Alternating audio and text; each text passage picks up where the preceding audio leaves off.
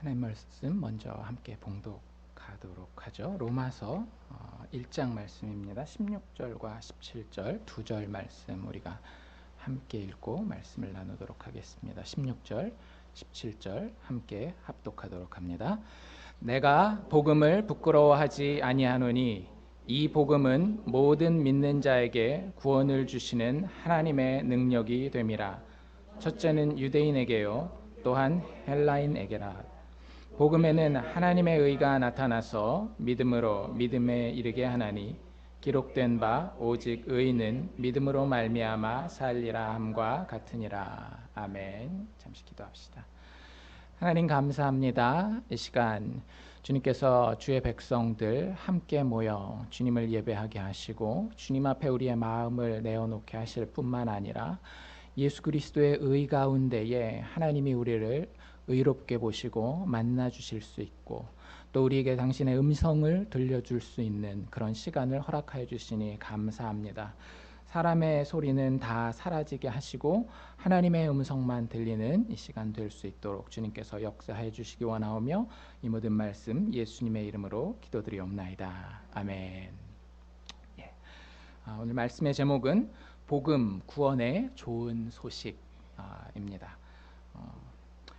성경 말씀 중에 여러 가지 이렇게 인상 깊게 우리가 마음 가운데에 두는 그런 구절들이 있을 텐데요. 아마 오늘 저희가 읽은 로마서 1장 16절과 17절 말씀, 특히 16절 말씀을 마음에 이렇게 품으신 분들, 아니면 최소한 이 말씀 그래 내가 알고 있지라고 이렇게 도전받는 그런 분들이 많이 있을 것 같습니다. 첫 구절이 어떻게 됐죠? 내가 복음을 부끄러워 아니하노니. 우리 이 아침에 같이 한번 물어볼 수 있기를 원합니다. 여러분들 복음을 부끄러워하지 않으십니까? 아멘. 사도 바울이 나는 복음을 참 좋아한다. 난 복음을 참 자랑스러워한다라고 이야기할 수 있었어요. 그렇죠? 근데 그렇게 표현하지 않고 부정 아니한다라는 표현을 쓰고 있어요. 내가 복음을 자랑스러워한다가 아니라 내가 복음을 부끄러워하지 않는다라고 하는 표현을 쓰고 있는데요. 한번 왜 그런지 생각해 보셨어요? 잘 생각해 보면 사실 성경 여러 군데 힌트가 나와 있는데요. 복음을 부끄러워하는 사람들이 의외로 많이 있었기 때문입니다. 가장 대표적으로 우리가 성경을 읽다 보면 발견할 수 있는 사람은요, 굉장히 의외의 사람 중에 한 사람인데요, 디모데 같은 사람이에요. 우리는 디모데 상당히 사도 바울이 아끼고 사랑하는 젊은 목사로 이렇게 알고 있는데, 보면 디모데도 그 마음 가운데에 이 복음을 전하면서 사실은 좀 위축되고 살짝 부끄러워하고 이런 일들이 있었던 것 같습니다. 그래서 사도 바울이 자기가 복음을 참 자랑스러워하는 것을 알고 있음에도 불구하고 거기에 다른 사람들에게, 같이 예수 믿는 사람들에게, 그 사람들에게 도전을 던지고 격려하기 위해서 내가 복음을 부끄러워하지 않는다라고 이야기하고 있어요. 복음이 참 좋은 거죠. 우리에게 복을 가져다 주고요. 조금 더 성경적인 용어를 쓴다라면 구원을 가져다 주는, 죄인에게, 희망이 없는 죄인에게 구원을 가져다 주는 좋은 소식임에도 불구하고 우리가 부끄러워해요. 여러분들 반대로 인생에서 자랑스러워하는 것들도 있습니다. 세상 사람들에게 여러분들이 이야기하거나 나눴을 때에 여러분들이 역시 내가 오늘 이야기하기를 잘했어 하고 굉장히 뿌듯해하고 자랑스러워하는 게 있어요. 예를 들면 여러분들이 가난한 사람을 열심히 도와줬어요. 아니면 이게 꼭 천국 가고 이런 기준은 아니지만 나는 태어나서 술 담배를 한 번도 안 했어요. 이런 도덕적 선함에 대해서 이야기하고 내가 그걸 실천한 것에 대해서는 여러분들이 얘기하면 어때요? 그래도 내 자랑은 아니지만 하고 이야기하지만 속으로 굉장히 자랑스러워합니다. 인간은 기본적으로 도덕률에 대해서 굉장히 자랑스러워하게 돼 있어요. 또 고상한 철학이나 지식, 여러분들 공부를 많이 했어요. 그래서 인생의 목적은 이런 겁니다. 인생은 어디서 와서 어디로 가는 것입니다. 과학을 열심히 전공한 분들 같은 경우는 우주의 기원은 이런 것들이고 이런 이야기들을 하면서 이야기하면 사람들이 넋놓고 잘 들으면서 여러분들 속으로는 굉장히 뿌듯해할 수 있어요. 자랑할 수 있을 만한 것들이죠.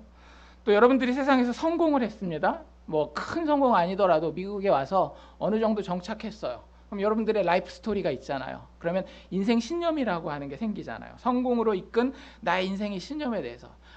다른 사람이 회사에 8시 반까지 나올 때 난 7시 반까지 나가서 얼마나 열심히 했는지 몰라. 내가 장사할 때 다른 사람 뭐 일주일에 6일 동안 여는 거 나는 7일 동안 다 열고 뭐 이렇게 했어 해가지고 자기가 성공한 것에 대한 인생의 신념에 대해서 이야기하면 그것도 역시 자랑할 만합니다. 그리고 실질적으로 반응을 여러분들이 이렇게 살펴보잖아요.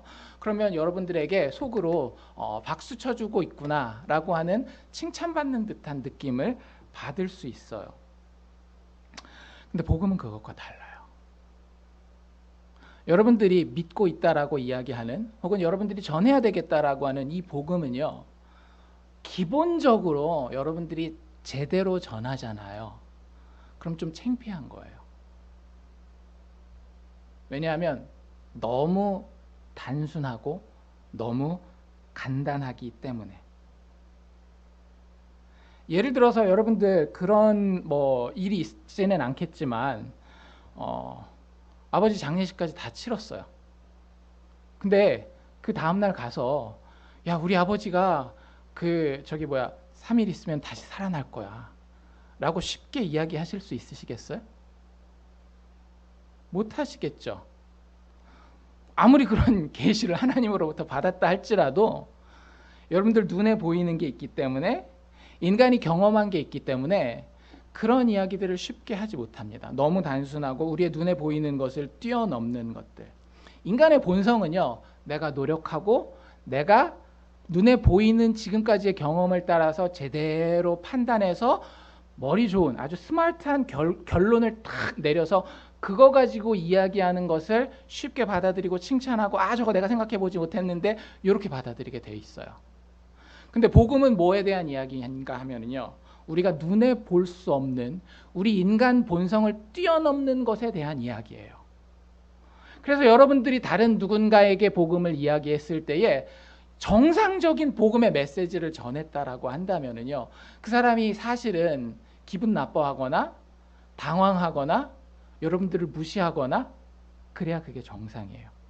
오해는 하지 마십시오. 여러분들에게 예의 없고 내가 그래도 나는 복음을 가졌고 저것들은 복음도 안 가졌으니까 내가 막 이렇게 정죄하듯이 그런 게 아니라 정상적으로 예의를 갖춰서 그 사람들을 사랑하고 그 영혼들을 안타까워하는 마음으로 성경에 기록되어 있는 복음의 메시지를 전할 때에 정상적인 하나님이 영의 눈을 띄워주지 않은 사람들은요, 혼란스러워야 그게 일반적인 반응이라고 하는 겁니다. 복음으로 인해 사람들은 불쾌해하고요. 사실 정말로 믿고 신뢰하기 힘든 것들이 우리가 믿고 있는 또 전하기 원하는 복음이라고 하는 것입니다. 그럼 여러분들 다시 한번 물어봅시다. 복음은 무엇입니까? 복음의 내용이 도대체 뭐길래 정상적인 사람은 받아들이기도 참 힘든 그런 것일까요? 일단 이 복음의 내용이 무엇인지 알아야 여러분들이 부끄러워할지 자랑스러워할지를 결정할 거 아니에요. 그렇죠? 참 안타까운 거는요, 교회를 다니는 많은 사람들이 사실 복음의 내용을 제대로 인식하지 못하고 있는 경우가 많이 있어요. 그 영화나 그 TV 시리즈 같은 데 보면은요, 기독교를 아주 우습게 만드는 그런 이야기들이 있습니다. 최근에 아마존에서 나온 그 시리즈 같은 경우에도 굿 오멘스인가라고 한 그런 데도 보면 기독교인들이 믿는 종말론이라든지 이런 것들을 되게 우습게 표현해 놨어요. 우리가 사실은 교회에서 제대로 된 교리를 가지고 가르치는 교회라고 한다면 전혀 믿지도 않는 걸 세상 사람들은 교회 다니는 사람들을 이런 걸 믿는데 막 이렇게. 근데 여러분들 그게 왜 그런 일이 벌어지는가 하면은요, 사실 교회 안에서 정말로 제대로 된 복음의 내용을 가르치거나 듣거나 하지 못하기 때문에 그런 거예요. 그러니까 대충 복음은 착하게 살다가 천국 가는 거겠지. 성경에 무슨 법이 있댔는데 그 법대로 따라가면 뭐 술도 마시지 말고 담배도 하지 말고 그러면 천국 간다니까, 바람 피우지 않고 그럼 천국 간다니까, 그렇게 하면 그게 복음인가 보다, 이렇게 이해하는 경우가 되게 많이 있더라고요. 근데 아까도 말씀드린 것처럼 우리가 그렇게 상식적으로 생각할 수 있는 내용은 아니에요. 어려운 내용은 아니지만 의외로 교회 안에서 복음이 흔치 않아서 그 교회 안에 있는 성도들이 영적으로 메말라 죽어가는 것을 저는 참 많이 봤어요. 그래서 오늘 우리가 읽은 로마서 1장 16절과 17절이요. 이 복음을 정말로 핵심적인 내용만 잘 요약한 것이라고 여러분들 보시면 될 것 같습니다. 여러 가지 볼 수 있지만 그중에 딱 두 단어를 가지고 우리가 복음에 대해서 깊이 묵상해 보기를 원하는데요. 첫 번째 단어는요. 제일 많이 나왔던 단어예요. 16절, 17절에 보면 계속 반복돼서 나오는 단어. 이 단어가 제일 많이 나왔습니다. 어떤 단어일까요? 믿음이라고 하는 단어가 제일 많이 나왔어요. 16절에 보면 뭐라고 돼 있죠? 모든 믿는 자에게 이런 표현이 나와 있고요. 17절에 넘어가면 믿음으로 믿음에 이르게 하나니 기록된 바 오직 의인은 믿음으로 말미암아 살리라. 믿음이라고 하는 것이 복음의 핵심 내용 중에 하나입니다. 믿음을 헬라어로 피스티스라는 단어를 쓰는데요. 하나님이 죄인을 구원하는 방식이에요. 복음은 기쁜 소식이잖아요. 기쁜 소식은 뭐냐면 우리가 어려움 가운데 있는데 그 어려움이 해결된다라는 거예요. 이게 기쁜 소식이잖아요. 근데 그 하나님이 우리 죄인들의 어려움을 해결하는 방식이 뭐냐면 믿음이라고 하는 거죠. 잘 생각해 보셔야 됩니다. 여러분들 믿음이 아니고는 살 수 있는 길이 없다. 오직 의인은 믿음으로 말미암아 살리라라고 하는 것이 여러분들에게는 사실은 굉장히 모욕감을 가져다 주는 표현입니다. 알고 계셨어요? 믿음이 아니고는 내가 나의 어려움에서, 나의 죄의 문제에서, 내 인생의 망가짐에서 헤어나올 방법이 없다라고 성경이 선언하는 것은요, 사실 저와 여러분을 모독하고 있는 겁니다. 왜요? 내가 할 수 있는 것이 없다라고 하는 것이기 때문에 내 죄의, 내 문제의 심각성에 대해서 굉장히 아주 적나라하게 드러내는 표현이 믿음이라고 하는 표현이에요. 믿음은 우리가 뭔가 노력하는 게 아니라 누군가 이루어 놓은 것을 그대로 받아들이는 겁니다. 하나님이 우리에게 기준을 주세요. 너희들 지금 인생에 문제가 있지? 지금 없다 할지라도 최소한 인간이라고 한다면 나중에 죽음이라고 하는 문제를 맞게 되잖아요. 너희들 인생에 문제가 있는데 그 문제가 자녀 문제가 됐건 경제적인 문제가 되었건 건강의 문제가 되었건 무슨 문제가 되었건 그 문제에 대한 해결책을 너희 안에 가지고 있지 않아 라고 선언하는 것이 믿음에 대한 강조라고 하는 겁니다. 우리는 일반적으로 생각할 때 내 인생의 문제가 그렇게 해결하기 어렵나? 라는 생각을 해요. 근데 여러분들이 만약에 하나님의 기준이 아닌 여러분들의 기준, 아까 말씀드린 세상에서 눈에 보이는 기준을 가지고 있다라고 한다면 그 문제 해결은 그렇게 어렵지 않은 걸 수 있어요. 제가 아는 어떤 사장님 한 분이 계셔요. 근데 그 사장님 같은 경우 한국에서는 사실은 이제 아무것도 이루지 않은, 쉽게 얘기하자면 집에서는 이제 거의 이제 내놓다시피 한 그런 분이셨어요. 그러니까 생각해 보세요. 자기 형님들이라든지 이런 분들은 이제 부모님에게 칭찬도 받고 사랑도 받고 주변 사람들한테 인정도 받고 하는데 자기는 평생에 한국에 있는 동안에는, 군대 갔다 오는 동안에는 인정받아 보거나 뭐 이렇게 칭찬받아 보거나 그런 경험이 별로 없는 거예요. 근데 미국에 왔는데 그 사람들에게 인정받는 거 있잖아요. 그 문제를 해결하기 위해서 정말 열심히 노력했어요. 제가 가까이에서 또 봤는데 지금도 진짜 다른 사람이 한두 걸음 뛰면 이분은 10걸음을 뛸 정도로 정말 열심히 해요. 그래서 이분은 겉으로는 이야기하지 않지만 나는 진짜 깨끗하고 의롭고 인생의 문제를 해결한 사람이야 라고 하는 그런 마음을 가지고 계셔요. 그래서 누구든지 이분에게 딱 걸리기만 하잖아요. 목사도 예외가 없어요. 다 밟혀야 되는 이 비판의 대상이에요. 얼마나 본인은 정말로 제가 비꼬는 게 아니에요. 이분 정말로 나름대로 무슨 행사 때가 되면 어르신들 섬기고 사업할 때는 정말 제일 일찍 나와서 제일 늦게 나가고 이렇게 열심히 살고 어려운 사람들 돕고 뭐 친구들 있으면 의리 잘 지키고 이런 분이에요. 이게 나쁜 건 아니잖아요. 근데 그분이랑 한번 깊은 얘기를 좀 나눌 기회가 있었습니다. 그분이 집안에 목사님도 계시고 이래서 이런저런 얘기를 하는데 제가 그분에게 그런 얘기를 했어요. 사실 우리가 교회를 오래 다녀도 복음에 대해서 들어보지 못하는 경우가 있습니다. 근데 복음의 시작은 사실은 예수님이 처음에 하셨던 말 기억나세요? 세례 요한도 그렇고 예수님도 그렇고 공생애를 시작할 때 처음에 한 얘기가 뭐냐면 회개하라 천국이 가까웠느니라, 그 얘기를 해요. 무슨 얘기인가 하면 너희들 안에 잘못이 있다라고 하는 거잖아요. 그 잘못을 따지는 기준을 우리가 좀 알면 좋겠습니다. 그분이 뭐 목사가 세습하고 뭐 한국 하여튼 한국 교회의 총체적인 이 시리즈를 다 얘기를 하면서 아주 나쁜 놈들이라고 얘기를 해서 제가 뭐라 그랬겠어요? 그렇죠. 정말 잘못했죠. 근데 그 잘못이 잘못인 이유는 그 마음의 동기 때문에 그런 겁니다. 그 마음 가운데에 자기가 높아지기를 원하고 자기가 편하기를 원하고 아무리 그 하나님의 나라의 영광을 위해서 우리가 뭘 한다라고 해도 그 마음 가운데 결국에 하고 나서 내가 내 스스로의 뿌듯함을 느끼고 그거 가지고 하나님 앞에 하나님 제가 이 정도 했으니까 됐죠? 인정받을 만하죠?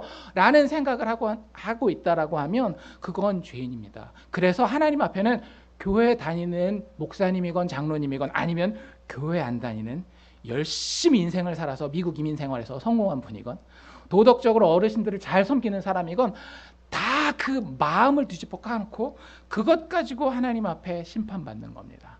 그래서 예수 그리스도의 십자가의 죽음과 부활 이후에는 더 이상 착한 사람과 나쁜 사람이 나눠지는 것이 아니라 교만한 사람과 겸손한 사람이 나눠지는 겁니다. 하나님 앞에 내가 오늘 하루를 살았는데, 내가 오늘 양로원 가서 누군가를 돌봤는데, 하나님 그 가운데 역시 내가 착한 일 한다고 뿌듯해가지고 나 혼자 잘나서 나 혼자 높아지는 그런 마음이 있었어요.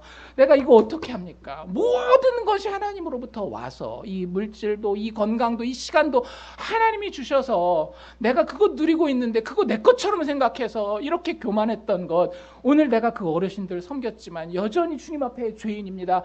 회개합니다. 회개하라. 그러면 천국이 가까웠느니라. 그렇기 때문에요, 내가 할 수 있는 것이 아무것도 없는 것이 복음의 첫 번째 핵심이에요. 우리가 교회 다니면서 정말로 열심히 헌신합니다. 하셔야 해요. 그런데 여러분들 그 동기를 살피시고 그 시작점에서 하나님 앞에 내가 얼마나 낮아졌는지를 항상 확인해야 된다라고 하는 겁니다. 내가 하나님을 믿는다라고 하는 것, 나는 되지 아니하고 오직 주님만 되기 때문에 나의 자격 여부와 상관없이 하나님의 선한 것이 나에게 이루어지기를 소망하는 것, 그것이 복음의 첫 번째 개념이라고 하는 거예요. 찬양 중에 나는 아무것도 아닙니다. 찬양 여러분들 아시잖아요. 나는 아무것도 아닙니다. 진짜 여러분들 그렇게 고백하세요? 나는 아무것도 아니기 때문에 열심히 한번 해볼랍니다. 이러지 않으세요? 한국 교회 정서가 그런 경우가 되게 많아요. 나 아무것도 아니기 때문에 이제부터라도 진짜 열심히 한번 해볼랍니다. 아니에요. 진짜 아무것도 아니에요. 주님의 사랑이 없으면, 예수 그리스도께서 나를 불쌍히 여기셔서 나를 사랑하셔서 십자가에서 죽고 다시 살아나시지 않으면요, 나는 진짜 아무것도 아니에요. 나는 아무것도 몰라요. 여러분들 얼마나 아세요? 죽은 다음에 5초 후의 일을 아세요? 아니, 죽은 다음도 생각하지 맙시다. 내일 일을 아십니까? 내일 내가 교통사고를 당할지 로또를 맞을지 아세요? 모르잖아요. 나는 정말 아무것도 모릅니다. 과거에 내가 경험했던 것 가지고 몇 퍼센트의 확률을 가지고 이럴 것이다 라고 아는 정도가 인간의 한계인데, 그것 가지고 내가 아는 척? 아니요, 나는 아무것도 모릅니다. 뭐가 없으면, 주님의 지혜가 없으면, 예수 그리스도의 십자가에서 이루어진 그 아름다운, 죄인마저도 회복시킬 수 있는, 죽음마저도 정복하고 생명의 부활로 이끌 수 있는 그 하나님의 신비로운 지혜가 아니면 우리는 아무것도 아니라는 거예요. 이걸 세상 사람들이 어떻게 이해하겠어요? 눈에 보이지 않는데, 본인들이 경험해 보지 못했는데. 근데 여러분들과 저는 그걸 믿는 거예요. 그걸 세상 사람들에게 전하기 때문에 세상 사람들이 봤을 때 우리를 이상하게 생각하는 거예요. 나는 아무것도 못합니다. 주님의 능력이 없으면. 어떤 목사님이 그랬다 그러죠. 하나님이 정말로 모든 주권을 가지고 다 역사와 인생을 이끌고 가십니다. 그랬더니 그 신학생이었는데, 아니 그래도 하나님 우리에게 자유의지도 주고 그랬는데, 볼펜을 딱 들고 딱 떨어뜨리면서, 이거 내가 내 의지로 내 능력으로 떨어뜨렸습니다. 근데 그분이 나중에 회개하고, 존 파이퍼라고 하는 유명한 목사님이거든요. 나중에 그 건강에 내 손가락을 집을 수 있는 능력마저도 사실은 주님이 주신 거구나. 근데 그 육체에 우리가 인생 70, 80 살아가는 이 육체의 능력뿐만 아니라요, 영원을 살아갈 수 있는 능력을 하나님께서 예수 그리스도의 의를 통해서 십자가에서 거저 이루신 거예요. 나는 한순간도 못 삽니다. 주님의 이 부활 생명이 없으면. 살아있다고 산 게 아닌 거 아시죠, 여러분들? 여러분들 스스로도 경험해 보셨을 거고, 주변의 많은 사람들의 인생을 보면서도 느끼셨을 거예요. 살아있다고 산 게 아니에요. 부활을 가진 자는 죽음 너머의 삶을 살아갑니다. 지금부터. 근데 그 모든 것이 무엇을 통해서 이루어진다라고요? 오직 믿음을 통해서 이루어진다라는 거예요. 오직 의는 믿음으로 말미암아 살리라. 우리 참 의로워지기 위해서, 인생이 잘 되기 위해서, 인생이 풀리기 위해서 되게 노력하는데요, 그걸 성경적인 이야기로 하면 의인 되기 위해서 노력하는 거예요. 교회 다니는 사람은 뭐 교회의 이런 방식을 통해서 의인 되는 것처럼 다른 사람들은 보일 거고, 또 세상 사람들은 의라는 단어를 쓰지 않지만 다른 방식을 통해서. 근데 그 오직 의는 믿음으로 말미암아 살리라라고 하는 그 원래 성경 원어 표현이 순서가 어떻게 돼 있는가 하면 살 것이다. 그러니까 살 것이다가 맨 마지막에 나오긴 나와요. 근데 어떤 사람이 사는가 하면 의인은 의인인데 믿음으로 말미암은 의인만 산다라는 거예요. 율법으로 말미암은 의인, 내가 노력하고 내가 애써보고 내가 성취한 그 의인 말고, 그 사람들도 다 의인이라고 생각한다니까요. 아까 그 사장님 같은 분들. 의인이 아니라고 생각하는 사람은 사실은 없어요. 여러분들 주변에 가서 물어보십시오. 친구들이 됐건 뭐 이웃이 됐건 진짜 악하다고 생각하세요? 물어봤을 때에 제가 뭐 완벽하진 않지만 그래도 거의 백발백중, 평균 지상이라고 다 생각해요. 누가 되거든지. 아무리 예의 없는 사람한테 물어봐도요, 자기는 그래도 자기 위에가 없진 않지만 평균치 이상이라고 생각해요. 근데 그런 의인은 죽는다라는 거예요. 오직 어떤 의인만? 믿음으로 말미암아 예수 그리스도의 십자가의 죽음과 부활로 인한 하나님의 의를 인정하는 그 의인만 산다라고 하는 겁니다. 그래서 믿음이라고 하는 것이 복음에 가장 중요한 거예요. 여러분들이 그래서 그 예수를 믿는다라고 했을 때, 복음을 받아들였다라고 했을 때에 여러분 안에는 가장 먼저 뭐가 이렇게 어떤 마음이 있어야 되는가 하면, 참 아이러니한 거죠. 즐거운 무기력감이 여러분들 안에 일어나야 돼요. 진짜 내가 아무것도 할 수 없는 무기력감인데 그게 싫지 않아요. 두 번째, 복음의 또 한 가지 핵심적인 세상 사람들이 이해할 수 없는 내용은 사실 제가 어느 정도 언급을 했는데요, 의라고 하는 단어입니다. 의. 16절에도 대충 이제 언급이 돼 있고요. 17절에 조금 더 정확하게 하나님의 의, 오직 의인은 믿음으로 말미암아 산다라고 해서 의라는 단어가 정확하게 단어로 2번 언급되어 있는데요. 디카이오스네라고 하는 헬라어 단어입니다. 의라고 하는 것은 하나님이 우리 죄인을 구원하는 근거가 돼요. 믿음은 하나님이 우리 죄인을 구원하는 방식이라고 한다면은요, 그 방식으로 우리를 구원할 때 정당성이 있어야 될 거 아니에요. 재판장이 누군가를 땅땅 무죄 해가지고 풀어주려면 근거가 있어야 되잖아요. 그렇죠? 우리가 하나님 앞에 섰을 때에, 하나님의 심판대 앞에 섰을 때에 우리가 무죄, 죄 없음이라고 인정받는 데에는 근거가 있어야 되는데, 그때 쓰는 단어가 의라고 하는 단어입니다. 의를 다른 말로 표현한다라고 하면 이력서라고 표현할 수 있을 거예요.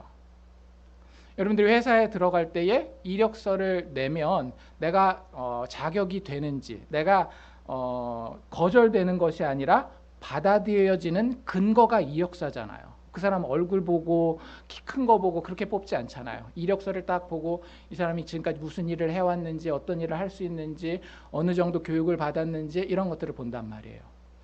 여러분들 믿지 않는 사람들은 뭐 어쩔 수 없겠지만, 믿는다라고 하는 혹은 믿기 원한다라고 하는 사람들은 신의 존재를 믿습니다. 그렇죠? 그리고 그 신은 모든 것을 만드셨고 모든 것의 시작이 되시고 모든 것을 심판하실 모든 것의 마지막이 되실 분이에요. 그래서 성경에 보면 하나님을 예수님을 가리켜서 알파와 오메가 처음과 나중 시작과 끝이라고 이야기하는 이유가 그거예요. 그래서 우리가 하나님을 믿는다라고 했을 때는 마지막 날에 하나님의 재판정 앞에 서는 거예요. 성경은 그것에 대해서 굉장히 심각하게 이야기를 합니다. 하나님은 일단 인류에게 분노하고 계셔요. 저를 포함한 여러분들 전체 그리고 인류 전체에게 분노하고 계십니다. 저희가 읽진 않았지만 18절에 뭐라고 돼 있는가 하면 하나님의 진노가 나타났다. 진리를 가로막는 이 무법한 자들에게 하나님의 진노가 드러났다라고 하는 거예요. 우리가 하나님을 그냥 무섭게만 생각할 수도 있지만 이렇게 생각해 보시면 좋을 것 같아요. 여러분들 천국에 가고 싶죠, 그렇죠? 천국에 가고 싶은 이유 중에 하나가 여러분들 직장 생활하면서 나를 그렇게 못 살게 구는 내가 일해가지고 집에다가 돈은 갖다 줘야 되니까 이 회사를 그만둘 수는 없고 그 사람을 매일 만나야는 되겠는데 도저히 이거 정신건강상 너무너무 안 좋고 근데 천국에 하나님이 너무너무 사랑하셔서 그 사람까지 다 데리고 왔어요. 여러분들 어쩌실래요? 그 천국이 굉장히 가고 싶으시겠어요? 그렇지 않다는 거죠. 하나님 둘 중에 하나여야 돼요. 그 사람을 정확하게 그 사람의 못된 성격대로 심판해서 지옥에 보내든지 아니면 그 사람의 죄가 완벽히 심판받고 변화받아서 의로운 상태로 천국으로 데려오든지. 여러분들 그런 거 있잖아요. 그래도 마음 조금 너그럽겠으면 그 사람이 나한테 아무리 못되게 굴었어도 진심으로 잘못했다라고 뉘우치면 그 정도는 내가 받아들여 줄 수 있어요. 그런 사람이 만약에 천국에 같이 와 있다라고 하면 그 정도는 내가 받아들여 줄 수 있어. 이 정도는 생각하실 수 있잖아요.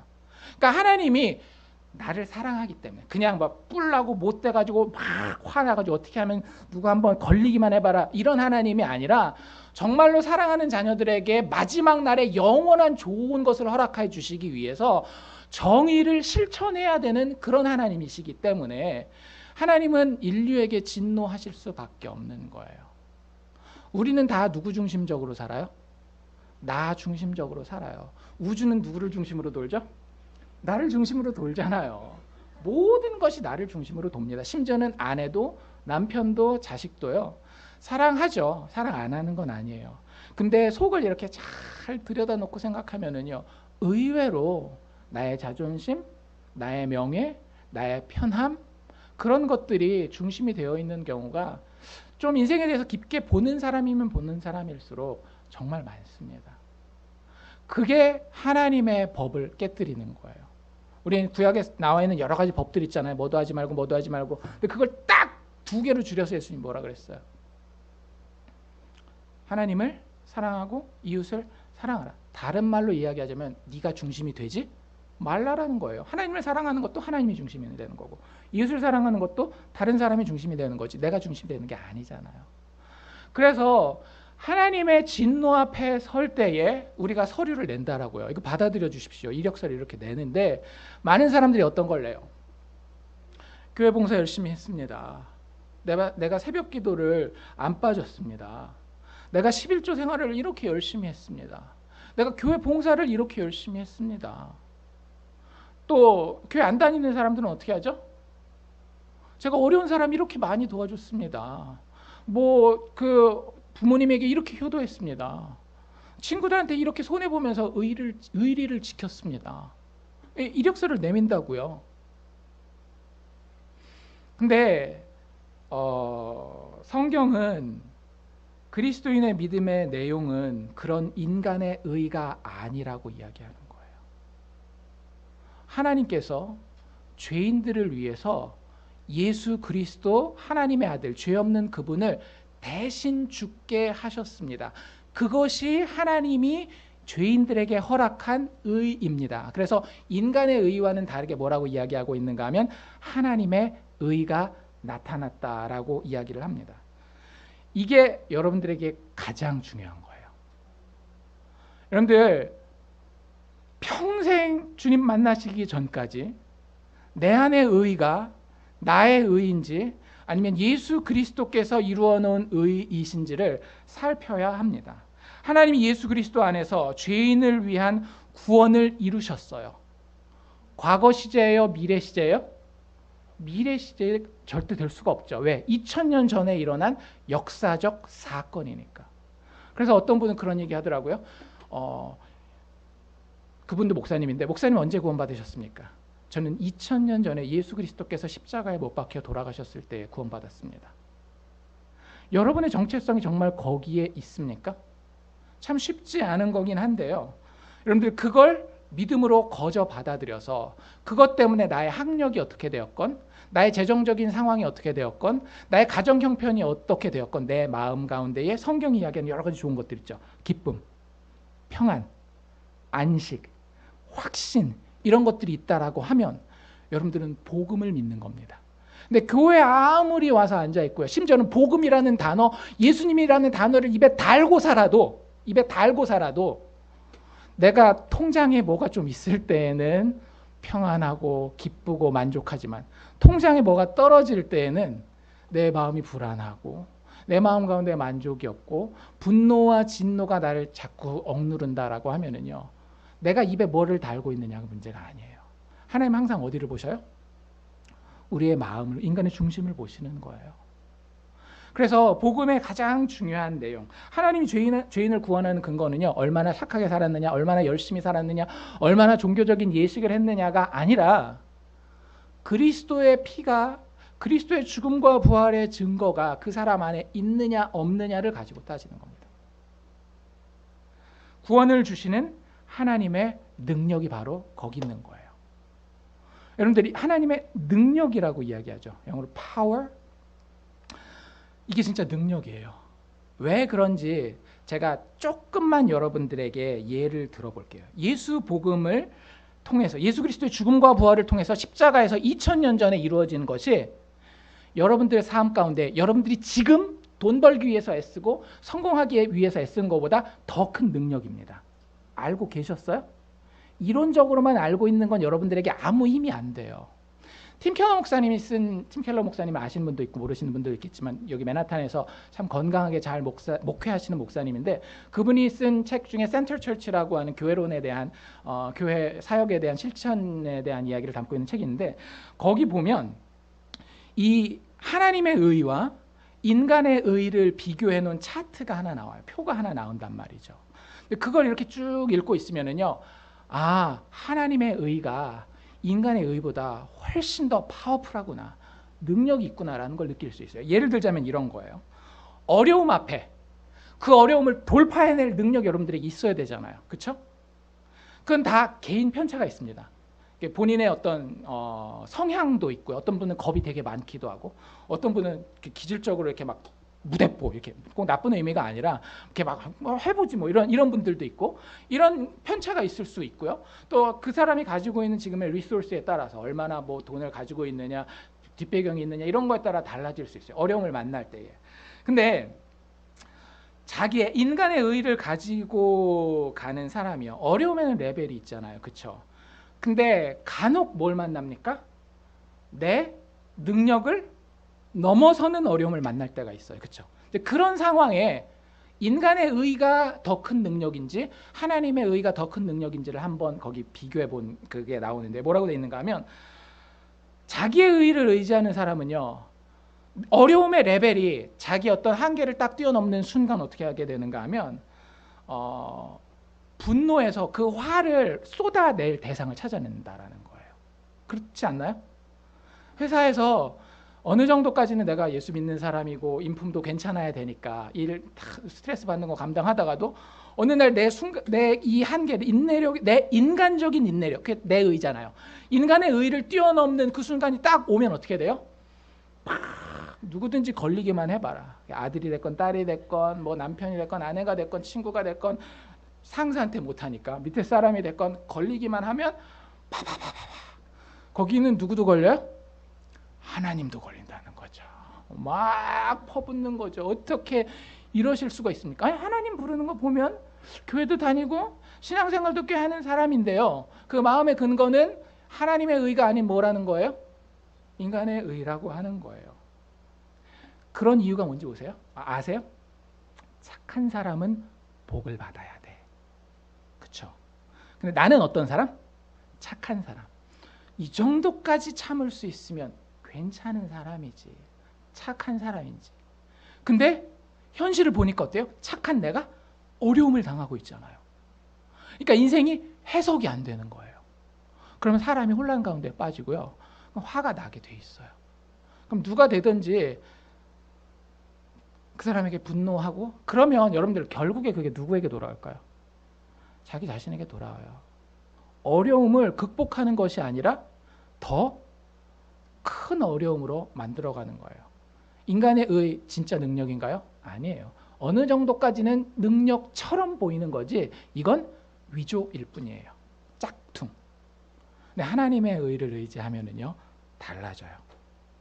어려움이 오면 복음을 의지하는 사람 어려울까요? 안 어려울까요? 안 어렵다고 얘기하시면 저기 딴 나라에 사시는 거예요. 예수 믿는 사람도, 복음을 마음에 붙든 사람도 어려움을 만나면은요 어려워요. 왜 안 어렵겠어요? 어렵기 때문에 힘겹게 씨름해요. 근데 하나님이 나에게 음성을 들려주시는데 어떤 음성을 들려주시는가 하면은요, 내가 다 이루었어. 십자가에서 내 아들이 너를 위하여 죽었을 때에 너에 대한 모든 선한 약속은 이미 완성되었어. 믿을 수 있어요, 없어요? 못 믿죠. 근데 성령의 도우심으로 그게 믿어지는 사람들이 있어요. 교회 나오는 사람이 크리스찬이 아닙니다. 성령의 도우심 가운데에 어렵지만 근데 그걸 부정할 수가 없는 거예요. 믿어지기 때문에 어쩔 수 없이. 그러니까 내가 한 게 없어요. 그 믿음마저도 내가 한 게 아니에요. 믿음마저도 에베소서에 보면 뭐라 그래요? 하나님의 선물이라. 내가 너무 사랑받았고요. 나를 사랑해 주시는 그분이 어느 정도 능력이 있는가 하면 죽음의 문제마저도 역전시킬 수 있는 능력의 하나님인 거예요. 그래서요, 속도가 좀 더딜 수는 있습니다. 근데 반드시 살게 돼 있어요. 내 능력 한참 뛰어넘어도요, 어려움이 내 능력을 한참 뛰어넘어도 그것을 이겨낼 수 있는 능력이 속에서부터 샘솟아 나와요. 인간의 의가 더 능력 있습니까? 하나님의 의가 더 능력 있습니까? 하나님의 의가 훨씬 더 능력이 있는 거예요. 밑에 더 여러 가지 있는데 그거 정도만 해도 대충 여러분들 이해는 하실 거예요. 그렇죠? 여러분들 이게 복음이에요. 내가 아무것도 할 수 없습니다. 그런데 주님께서 예수 그리스도를 통하여 모든 것을 하셨어요. 근데 그걸 이론적으로만 아는 게 아니라 삶에서 살아내는 거예요. 내 능력이 아니라 성령의 도우심 가운데에 돼요. 어렵지 않고 애쓰지 않는다라는 얘기가 아니라 다 해요. 근데 그 가운데에 항상 평안이 있어요. 그리고 마지막 승리가 반드시 이 안에 자리 잡고 있습니다. 그리고 그건 현실이 돼요. 때로는 그게 눈에 보이기도 하고요. 때로는 주님이 그 때를 늦추시기 때문에 아직 우리 눈에 보이지 않을 수는 있어요. 그런데 예수 믿는 자는요, 반드시 복음의 능력으로 하나님의 의 안에서 승리하게 되어 있습니다. 부끄러워할 수가 없는 거예요. 이 복음에 붙들리면 이 복음을 부끄러워할 수가 없는 거예요. 사도 바울 보면 미친 사람 같지 않습니까? 미쳤다라는 얘기도 듣잖아요. 그 로마에서 보낸 총독들이 네가 공부를 너무 많이 해가지고 너 미쳤구나. 근데 미친 사람 소리를 들을 수밖에 없다라고요. 왜? 세상 사람들은 이해하지 못하는 이 구원의 좋은 소식을 우리가 가지고 있기 때문에. 기독교 신앙은요, 여러분들 다시 한번 여러분들 마음속에 새기시기를 바랍니다. 세상의 어떤 다른 종교와도 철학과도 신념과도 다른 것입니다. 하나님의 아들 예수 그리스도께서 이 땅에 내려오셔서 나에게 필요한 모든 것들을 완벽하게 이루어 놓으셨어요. 그래서 gospel, 복음, good news, 좋은 소식이라고 이야기를 하는 거예요. 여러분들 미국의 그 복음주의 계열 목사님들은 그런 얘기를 해요. 우리가 믿는 복음은 good news다, good advice가 아니다. 근데 교회는 복음을 good news가 아닌 good advice로 많이 바꿔놨다. 좋은 소식이냐? 좋은 조언이냐? 조언과 뉴스의 차이는 뭐예요? 조언은 야, 그렇게 해가지고 너 임마 그 뭐 예를 들면 기타 치는 걸 연습하면 뭐 늘겠어? 이렇게 연습해야지. 하루에 몇 시간씩 하고 뭐 이렇게 뭐 너 그래가지고 세상에서 성공하겠어? 이런 식으로 해야지. 좋은 그거 몰랐는데 좋은 이런 거잖아요. 근데 좋은 조언의 결말은 누가 짓는 거예요? 내가 지어야죠. 조언은 그런 거예요. 근데 복음은 좋은 조언이 아니라고요. 좋은 소식이라고요. 뉴스라고요. 예를 들자면 이 가스펠이라는 단어, 이런 컨셉이 어디에 나오는가 하면 그 그리스와 페르시아가 아주 옛날에 싸웠을 때에 그 마라톤 아시죠? 마라톤이 왜 생겼는지 페르시아가 압도적인 우세를 가지고 시작한 전쟁이었어요. 그래서 쉽게 얘기하자면 우리나라가 일제 36년 아주 어렵게 겪잖아요. 그걸 겪어야 되는 절체절명의 위기에서 그리스군이 페르시아군을 무찌른 겁니다. 그러니까 이미 그 전에 어떤 사람들이 있겠어요. 야, 이제 내가 옷을 갈아입어야 되겠다. 이제 나는 친페르시아파다. 뭐 이래가면서 삶의 정황을 바꿔야 되는 그 상황 가운데에 뉴스가 도착했어요. 뭐라고요? 그리스군이 페르시아군을 무찔렀다. 여러분들이 하실 거 있어요? 야, 우리 나가서 열심히 싸워야 되겠다. 총을 들고 나가야 돼. 창을 들고 나가야 돼. 싸울 거 아무것도 없어요. 뭐만 하면 돼요? 반응만 보이면 돼요. 진짜 이겼어? 아, 이겼나 보다. 그러니까 내가 페르시아파 하려고 그랬는데 그거 다 내려놓고 그냥 난 충성스럽게 그리스파 해야 되겠다. 그 반응만 하면 되는 거잖아요. 여러분들, 예수 그리스도의 복음이 그런 거예요. 여러분들에게 필요한 건 뭐냐면요, 진짜 그 소식이 내 삶을 앞으로 이끌고 갈, 내가 어떤 노력하는 그것들을 뛰어넘는 것들을 결국에는 모양을 만들어갈 하나님이 아들 예수를 통해 우리에게 주신 좋은 소식인지 아닌지를 여러분들 확인하셔야 됩니다. 그러면 하나님이 성령의 능력 가운데에 당신의 택한 자들을 그 복음의 능력으로 살아서부터 영원까지 부활의 소망 가운데에 능력 가운데 살게 하실 줄 믿습니다. 잠시 기도합시다. 하나님 감사합니다. 주님께서 우리를 사랑하시고 돌보시고 주님의 택하신 그 영광을 위하여 아들 예수 보내주셔서 우리가 아무것도 하지 않았지만 성령의 도우심으로 주님 신뢰할 때에, 믿음으로 나아갈 때에 저희를 의롭게 보아주시니 참으로 감사합니다. 하나님, 이 자리에 모여있는 주의 모든 백성들, 주의 자녀들이 이 복음만 신뢰할 수 있는, 그래서 이 복음의 능력으로 세상의 빛과 소금이 되어지는, 인간의 의가 아닌 하늘로부터 드러난 하나님의 의를 통해 세상을 비추고 세상의 맛을 내는 능력 있는 주님의 사람들 되게 하여 주시옵소서. 이 모든 말씀 예수님의 이름으로 기도드리옵나이다. 아멘.